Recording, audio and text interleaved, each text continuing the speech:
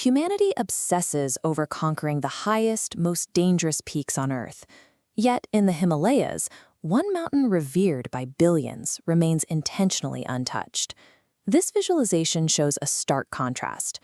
Mount Everest sits at 8,848 meters, and its summit count rises by hundreds every year. Mount Kailash is significantly lower, at 6,638 meters, an achievable elevation for modern mountaineers, yet its summit counter stays a permanent zero. Despite decades of proposed expeditions and the availability of advanced climbing gear that could easily handle the ascent, the very top of this rock has never felt the footprint of a modern human. Located deep within the remote Tibetan plateau, Kailash is known in ancient cosmologies as the Axis Mundi. For millennia, it has been described as the absolute center of the universe, a cosmic pillar connecting heaven, earth, and the underworld. Four major world religions, Hinduism, Buddhism, Jainism, and Bon, converge on this single peak. In Hindu tradition, it is the earthly abode of Lord Shiva, sitting in eternal meditation at the summit, maintaining the balance of all universal energy. So why does this summit remain isolated today? We need to look at whether this isolation is maintained by extreme local weather anomalies, strict government mandates, or, as some researchers suggest, something entirely unexplainable. A persistent theory claims that Kailash is not a natural mountain at all. In the 1990s, a team of Russian researchers proposed that it might be a massive, ancient man-made pyramid, originally functioning as a cosmic energy generator. They pointed to specific geometric anomalies. The peak features a near-perfect four-sided symmetry, with its faces aligned almost exactly to the north, south, east, and west cardinal directions. This animation shows the geological explanation for the structure. Around 50 million years ago, the Indian and Eurasian tectonic plates violently collided.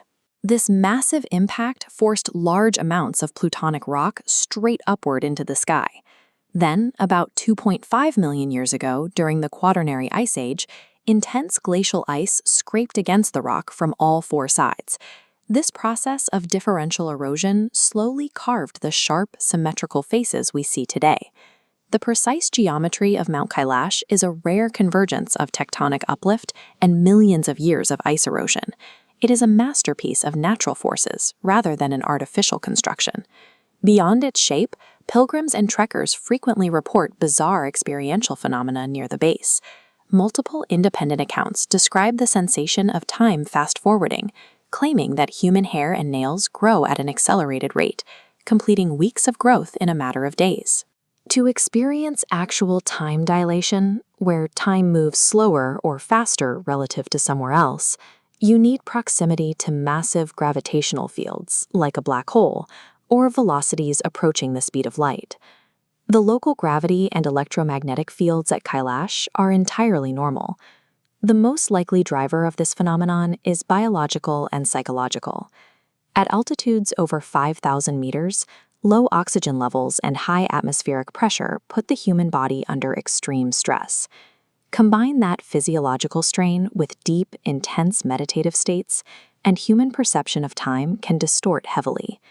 This deep physical and mental devotion ties directly into why the summit remains unclimbed.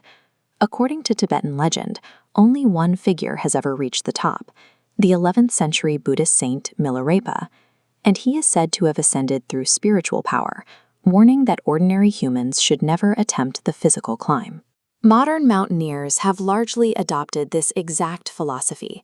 In the 1980s, legendary climber Reinhold Messner was reportedly offered a permit to scale the peak. He declined the opportunity, stating that the mountain should remain a pristine space for devotion rather than a trophy for climbers.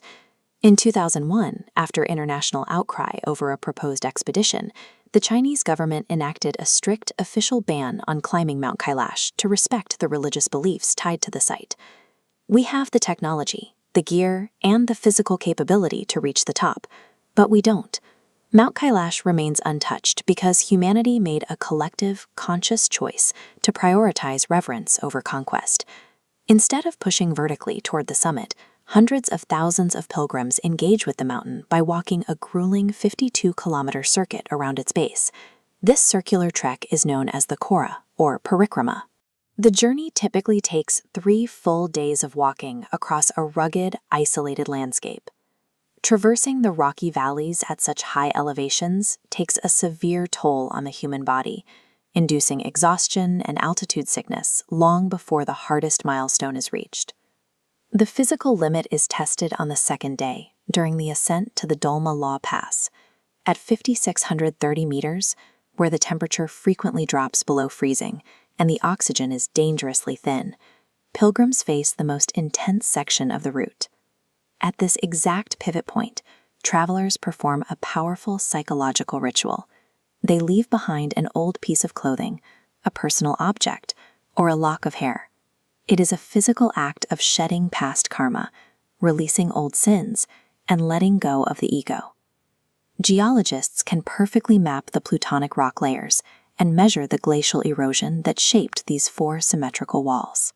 At the exact same time, ancient religious texts map the immense psychological weight this environment holds for the people who visit it. While instruments can map the rock's angles or detect subterranean hollows, they cannot quantify the internal shift reported by those on the path.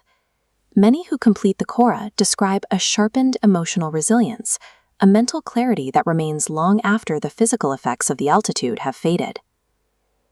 Mount Kailash suggests that a deep sense of awe does not come from standing on top of a peak to conquer it, but from the simple, difficult act of walking at its feet.